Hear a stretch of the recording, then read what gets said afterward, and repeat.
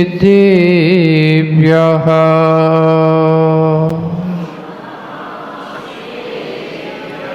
जय श्री ओम नमः सिद्धेभ्यः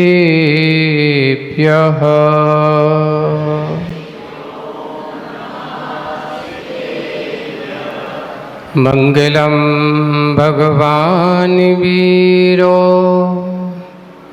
मंगलम गौतमो गणी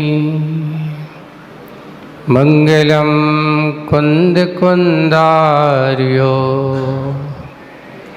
जैन धर्मोस्तु मंगलम सर्वमंगल मांगल्यम सर्वकल्याणकारकम्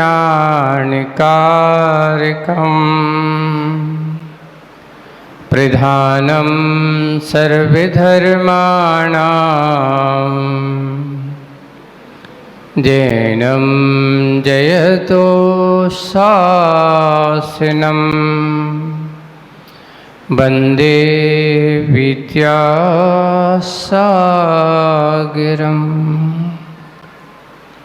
बोलो शासनिक भगवान महावीर स्वामी की। मूल नायक देवादिदेव 1008 श्री शंभुनाथ भगवान की।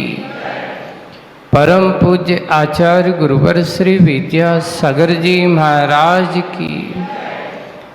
आचार्य श्री समय सागर जी महाराज की। 3 कम 9 करोड़ मुनि राजों की। अहिंसा परमो धर्म की। श्री 108 अजीत सागर जी महाराज की जय। समस्त मुनि संघ की जय।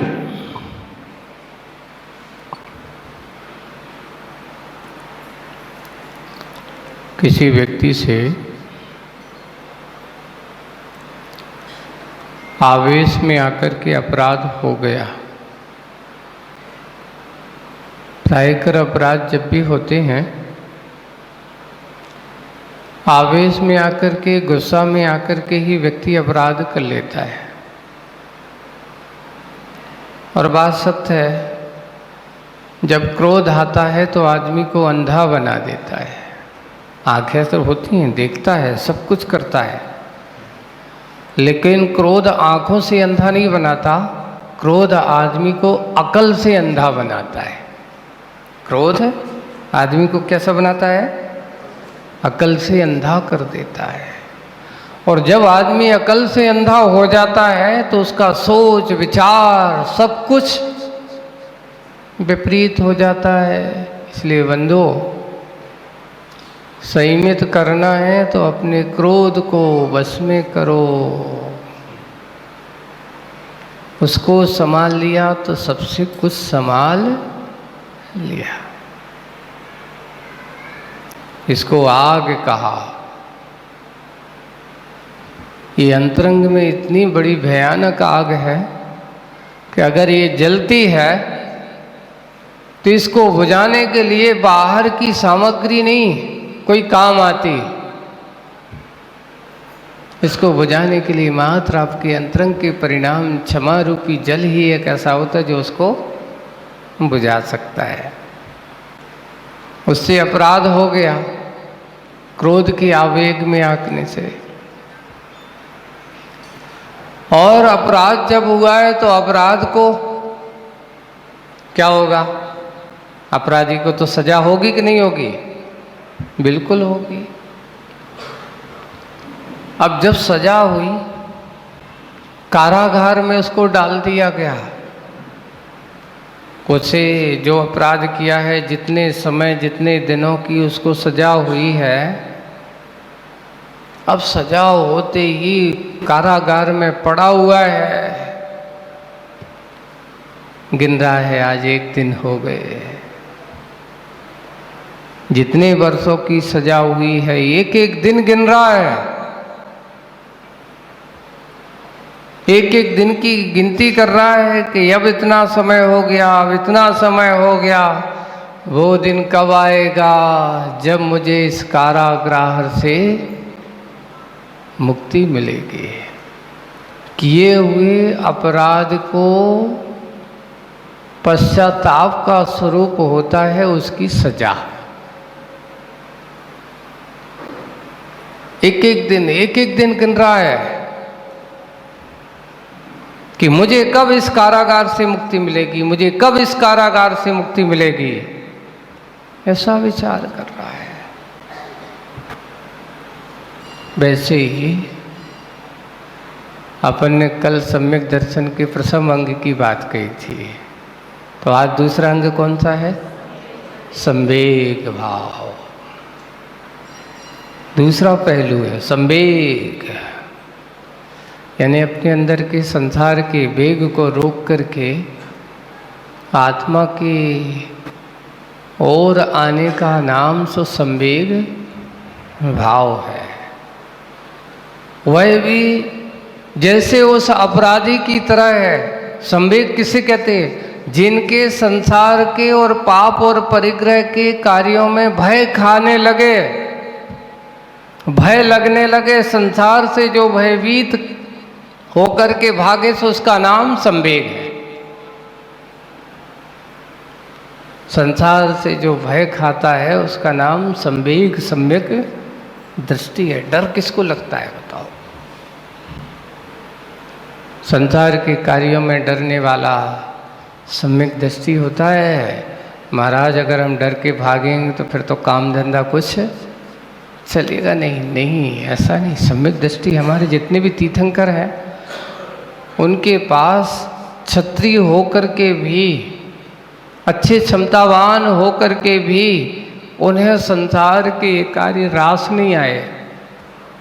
उनमें डरते रहे, भागते रहे, नहीं भाई इसमें सुख नहीं है, कब आएगा वो दिन।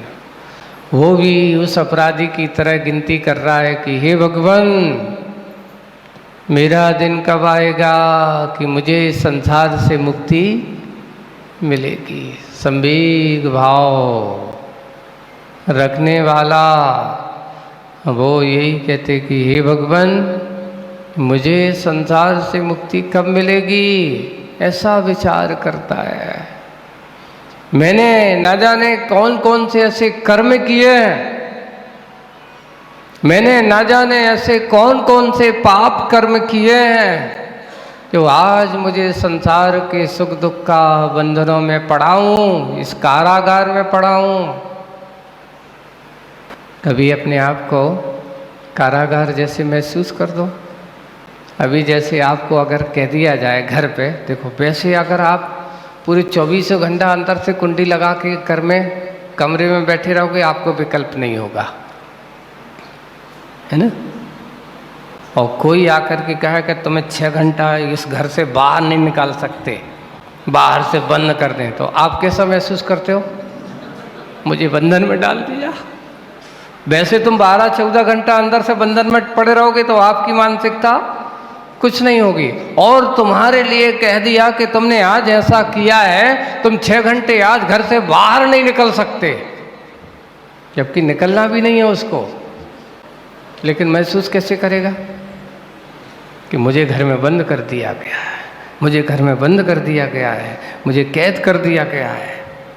साइकोलॉजिकल हम अपने आप को ऐसा बंधन में डाल लेते हैं। यही सबसे बड़ा, तुमने गलती की है, तूने अपराध किया है, सबसे बड़ा अपराध का दंड होता है व्यक्ति का पश्चाताप। अगर पश्चाताप वो करता रहता है तो उस दंड से उसको मुक्ति जल्दी मिल जाती है। उसको, उसने अपराध किया, आवेग में आकर के गुस्सा में है, सजा हुई, कैद में पड़ा हुआ है,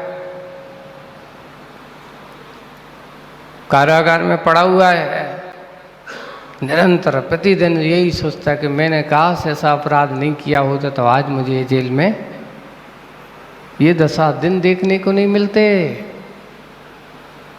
वैसे ही कभी अपना चिंतन किया कि भगवान काश मैंने ऐसे पाप कर्मों का बंध नहीं किया होता तो आज मैं संसार की नाना पर्यायों में भटकता नहीं होता।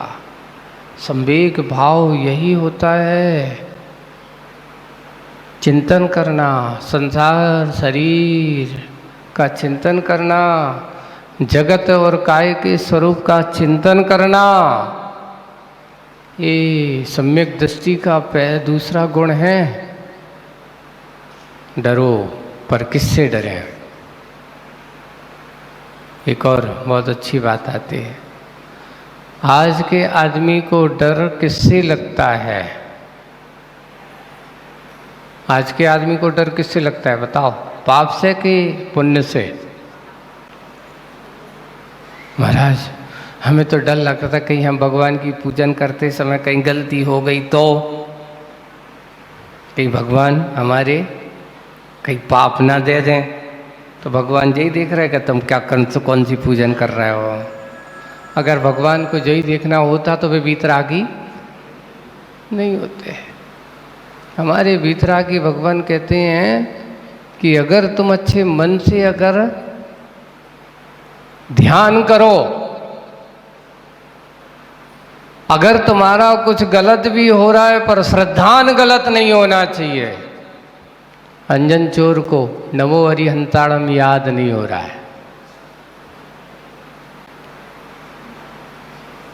नमो सिद्धाड़म उसको याद नहीं हो रहा है। पंच नमस्कार मंत्र उस बटुक ने बताया और उसने कहा कि तुम्हें विद्या चाहिए, तो बोलो उसने भी कहा कि कुछ बात नहीं, अब तो कोई भी है मरना तो निश्चित है, क्योंकि पीछे कौन लगा हुआ है? पूरे सैनिक, राजा के सैनिक लगे हुए हैं और पकड़े गए तो वह फांसी पे तो चढ़ना निश्चित है, क्योंकि अपराध तो किया है। और इतना निश्चय, यहाँ उसने ये सोचा, बटुक जो डर रहा था, बार बार चढ़ उतर रहा था, कहीं वो विद्या सिद्ध नहीं हुई तो क्या होगा। नमो हरिहंतारम तो पढ़ रहा है, लेकिन मन में क्या लगा हुआ है? नीचे देखता है, ओ अस्त्र शस्त्र कितने सारे हैं, अगर गिरा तो मर जाऊंगा। संशय भरा पड़ा है, उसे श्रद्धा नहीं है। विद्या सिद्ध करने के भाव से वो गया है, चतुर्दशी की रात्रि है, शमशान में बैठा है, पेड़ के ऊपर विद्या सिद्ध कर रहा है। कौन सी विद्या सिद्ध कर रहा है? बोले कि चतुर्दशी की रात्रि में शमशान में जाकर के महामंत्र का जाप करते हुए और अस्त्र शस्त्र के ऊपर सीके बांध करके उसमें बैठो, बैठ करके एक बार नमो हरिहंताड़म का एक रस्सी काटो, काटते जाना। अगर तुम्हें पक्का भगवान के पंच परमेश्वर सिद्धन जैसे तुम्हारे सीके की सारी रस्सी कटेंगी, तुम्हारे लिए आकाशगामी विद्या क्या हो जाएगी? शुद्ध हो जाएगी। विद्या तो चाहिए थी, पर भय श्रद्धान उसके मन में नहीं था। अंजन चोर भागते भागते उसके पास पहुंच गया। क्या कर रहे हो? बोले आकाशगामी विद्या सिद्ध कर रहा हूं। फिर कैसे होगी? बोले कि ऐसे हो। तो फिर क्या हो गया? बोले डर लग रहा है कहीं नहीं हुआ तो ये सारे के सारे ये अस्त्र शस्त्र जो नीचे लगे हुए अच्छे पहने सीधे जाकर के हमारे शरीर में भिज जाएंगे, वैसे ही मर जाएंगे। तो अंजन चोर कहता तो यहाँ मरूं चाहे वहाँ मरूं, एक काम करो तुम बताओ मंत्र कौन सा है। तो उसने मंत्र बता दिया। तो मंत्र बता तो दिया, किसने दिया था तुम्हें? बोले कि सेठ जी ने। जिन भक्त सेठ हैं हमारे, जिनेंद्र भक्त के ऊपर आस्था रखने वाले हैं, उन्होंने इस प्रकार की विद्याओं को सिद्ध कर किया है। वे हमेशा कृतम चैत्यालयों की वंदना करने जाते हैं। अच्छा, तो बोले कि ऐसी बात है, पक्का है? बोले कि हाँ ऐसा ही है। तो उन्होंने कहा लाओ मुझे दो। और उसने कहा बैठ तो गया, और बैठ जाने के बाद कुछ नहीं आया। उसमें लिखा है कहानी में, उसने तो कह दिया आड़म ताड़म कछु न जानम सेठ वचन प्रमाणम। सेठ जी ने जो मंत्र, वही प्रमाण है, वही श्रद्धा है, वही भक्ति है, मुझे उस पर भरोसा है, और एक झटके में सारी रस्सियां काट देता है। आकाशगामी विद्या उसको झेल लेती है। ये है श्रद्धा, पक्का। आगे बढ़ने का कोई काम नहीं है, संशय का कोई काम नहीं है। संशय दृष्टि जो होती है, जिनकी संदेह भरी दृष्टि होती, वो कभी किसी पर विश्वास नहीं करता, और जिनको विश्वास होता है वो कभी किसी पर संशय नहीं करता। ये मार्ग जो है, भक्ति पूजन के मार्ग पर अगर किसी व्यक्ति को संशय होने लगे, संदेह होने लगे, समझ लेना वो भगवान की भक्ति नहीं कर रहा है। और भक्ति करने की पात्रता, अरे भगवान के सामने संशय भरी दृष्टि से मत जाओ, श्रद्धा भरी दृष्टि से जाओ। अगर हम श्रद्धा के साथ जाएंगे तो आपके अंदर की कर्म की निर्जरा होगी, और अगर हम संशय की दृष्टि से जाएंगे तो आपकी निर्जरा की जगह क्या होगा? उल्टा और कर्म का बंध होगा। बिल्कुल निडर होकर के, डरो मत। भगवान की भक्ति करने में, पूजन करने में, दर्शन करने में अगर आपको डर लगने लगे तो दुनिया के पाप कर्म में आपको डर, निडर होकर के करते हो।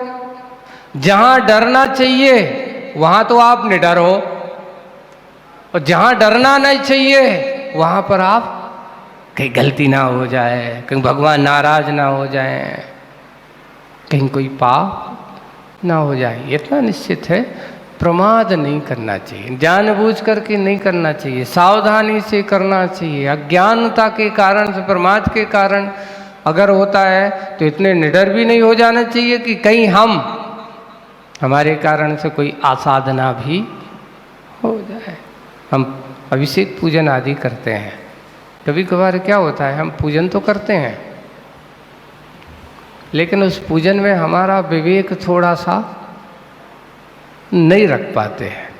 विवेक हमें रखना चाहिए।